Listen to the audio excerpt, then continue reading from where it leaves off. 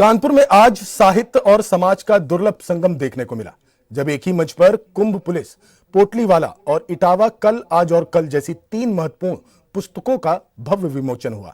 कार्यक्रम के मुख्य अतिथि रहे डॉक्टर प्रदीप कुमार दीक्षित, निदेशक उत्कर्ष अकादमी, जबकि तीनों पुस्तकों के लेखक और सेवानिवृत्त पुलिस उप महानिरीक्षक हरीश कुमार ने अपने बहुमूल्य अनुभव साझा किए। कार्यक्रम में कानपुर और आसपास के क्षेत्रों से आए बुद्धिजीवियों, शोधार्थियों, पुलिस अधिकारियों और साहित्य प्रेमियों ने बड़ी संख्या में भाग लिया।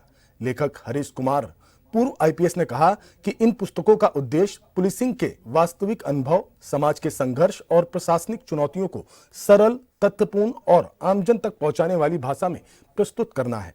कार्यक्रम के दौरान पुलिसिंग की मानवीय पहलू, समाज पर साहित्य के प्रभाव और बदलते प्रशासनिक ढांचे पर भी चर्चा हुई। कार्यक्रम में उपस्थित सभी लोगों ने इस पहल को सराहा और लेखक को भविष्य की पुस्तकों के लिए शुभकामनाएं भी दी।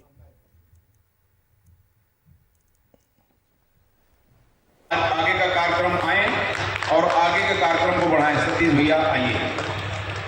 जी को जानता है, इनकी एकेडमी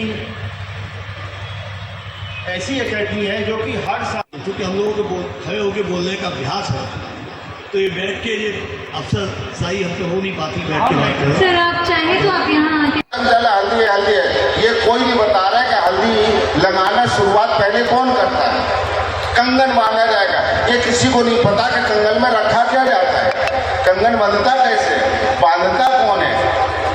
बच्चा ना कोई बंगलौर चला गया, कोई कहीं चला गया, बताने वाले कोई आ पाए नहीं आ पाए, जो बच्चे भी बुजुर्ग होने भी उतना जानकारी नहीं है। तो अंत को बता चौहान साहब वो विद्या मंडप के नीचे बैठ कर रोने लगी। तो भाई ये कैसे कहा जाए किताब नहीं पढ़ी था। और मजे की बात, वो किताब मैंने आज से 6 साल पहले पढ़ी थी। चौहान साहब और यहाँ मौजूद सभी की ओर बढ़ते हैं।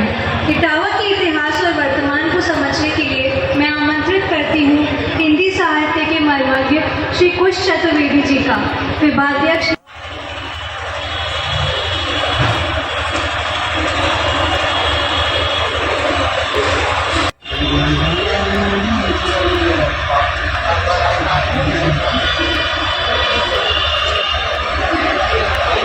इटावा के ऊपर किताब लिखी गई है, जो लिखी है आईपीएस साहब ने, हरीश जी ने। हरीश जी, जो ये पुस्तक लिखी गई है, इसका क्या उद्देश्य है और ये कितनी प्रासंगिक है आज के समय में, जबकि लोगों भागदौड़ जीवन में समय कम है लोगों। देखिएगा, 1.5 भुंटिया टीले पे खलिहान, घर के लड़का छोई चूसे समझाने को राग, इसको डिजिटल में खोज करके बताइएगा, नहीं मिलेगा ना, कहीं नहीं मिलेगा। तो नई पीढ़ी जो हमारे भारतीय संस्कृति रही है या जो हमारी सांस्कृतिक धरोहर है, उस धरोहर को अगली पीढ़ी तक हस्तांतरण हो सके, अगली पीढ़ी भी जान सके कि इटावा का गौरवमय इतिहास क्या था, अगली पीढ़ी जान सके कि सांस्कृतिक महत्व क्या था, अगली पीढ़ी जान सके कि हमारे शादी ब्याह के रीत रिवाज, खान पान, रहन सहन, बोल चाल, मुहावरे, खेती बाड़ी, अर्थशास्त्र, इतिहास, भूगोल इत्यादि क्या था, राजनीति में क्या स्थान था, शिक्षा में क्या स्थान था। 450 कमीशन अधिकारी इटावा ने अकेले दिए। तो ये जब बच्चे पढ़ेंगे तो उनको मोटिवेशन भी मिलेगा, हौसला भी बढ़ेगा, कहाँ हम भी बन सकते हैं। सर, पुस्तकें कितनी प्रासंगिक है आज के समय में? पुस्तकों की प्रासंगिकता हमेशा से है, हमेशा से रही है, और एक पीढ़ी से दूसरी तक पीढ़ी के सांस्कृतिक हस्तांतरण का पुस्तकें सशक्त माध्यम है। मोबाइल फोन, डिजिटल प्लेटफॉर्म हैं अनुपयोगी, मैं नहीं कहूँगा, लेकिन जो बच्चे गहन अध्ययन चाहते हैं, माइंड एप्लीकेशन करना चाहते हैं, अपना दिमाग इस्तेमाल करना, वो किताबों के अलावा अन्य कहीं नहीं मिल सकता। जैसे कि आपने देखा, बताया डीआईजी हरीश जी ने कि किताबों की प्रासंगिकता कभी खत्म नहीं होगी।